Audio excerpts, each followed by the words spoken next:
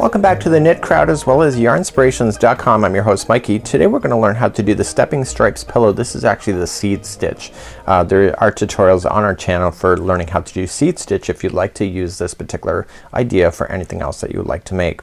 Now to make this seed stitch work, it has to be an odd number. So you see that it was cast on 47.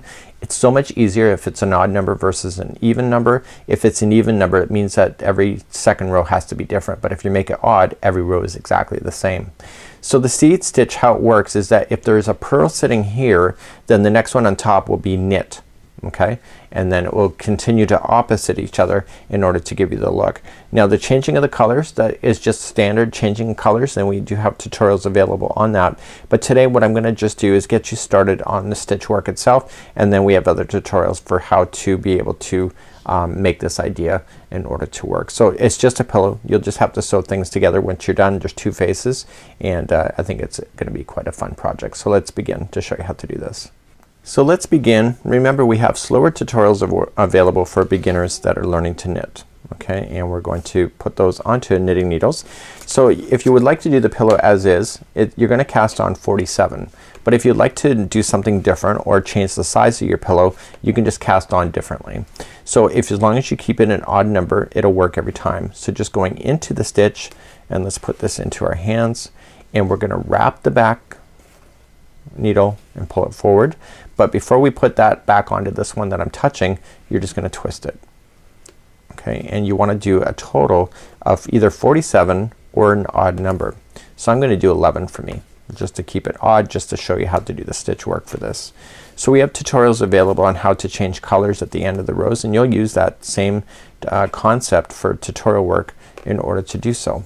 Okay, so I don't need to actually show you how to do that because we have tutorials available for that.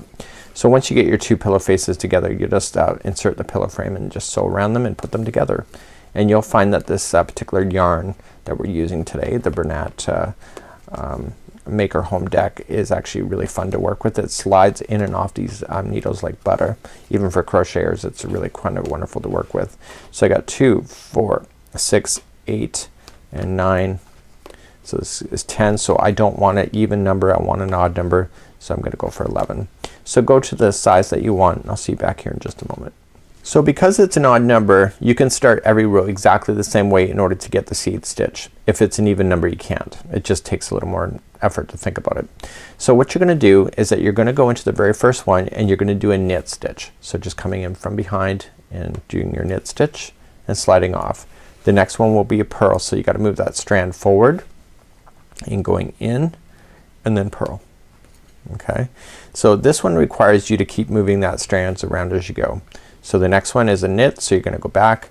So it's just opposite to what you're doing. So that was a knit, so the next one has to be a purl. So you're gonna see that you're gonna move your one hand a lot in order to move the stitches around, but the work looks really lovely once it's done. And this is called the seed stitch. So you're gonna come forward and purl. So because it's an odd number and we're gonna start off every row the same, it automatically will opposite each other every time. So the different stitches sit on top of each other. So for example, if there's a knit stitch down on one row, it's gonna be on top of it will be a purl, and it will give you that great look of the seed stitch. So you just continue to do opposite, going all the way to the end like so. Okay, so you've just done your knit, purl, knit, purl, knit, purl, etc. I'll see you on the next row. So because it's an odd number, you're gonna start off exactly, so it's not really row 2, it's really row number 1 and 1 and 1 and 1 until you're done. So you're starting off with knit, and because you're starting off with knit, it's opposite to what was already in below when you did that. So it's gonna make it look opposite. So the next one is a purl, so you have to shift your yarn forward, and then the next one is a knit. You see that? And so it will reveal itself in just a few rows on what this is really looking like. It looks like that pillow, of course, but in front of you it just takes a few rows for you to be able to see how it's coming together, and it's actually kind of a neat stitch. I find that it's almost bulky in some way, like it seems like it wants to be wider, and I'm new to knitting, so I'm still learning how knitting stitches work with each other. So I noticed that this one seems to be more bulky. and that's not always a bad thing, right? So you're just coming to the end, and again I'm just knit, purl, knit, purl, knit, purl right to the end, and then knit that last one. So I wonder if we can see it. Now you can't really see it yet. It will reveal itself. Let's move to the next row. So next row, again, just starting off with knit. So it's the same row, and the next one is purl, and you're gonna probably start seeing this taking effect real soon, maybe this row. And you're noticing that the tension is going to be loosening off as well. It's always tense right when you start a project. And I'm just continuing to go back and forth. So if you were to match everything exactly to what was in the row below, you'd have like rib stitches, but because you're doing opposite to what the row is below it, you create the seed stitch. So this is what you have to do with this particular pillow. You just have to go back and forth like so until you get to the size that you want. You do 2 pillow faces, and then you're gonna put the pillows together, the faces, and before you sew up that final seam, make sure you insert your pillow form. And the pillow is a generous size. I believe it's 16 inches. It's perfect.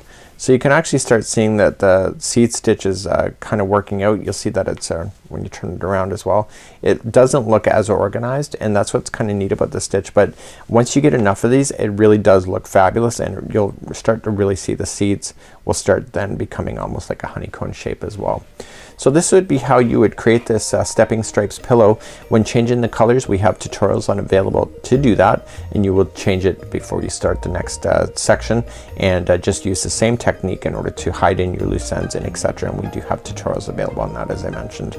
So until next time, I'm Mikey on behalf of the Knit Crowd as well as Yarnspirations.com. This is how to do the seed stitch, and this is using the Stepping Sips pillow by Yarnspirations.com. Have a great day. We'll see you again real soon. Bye bye.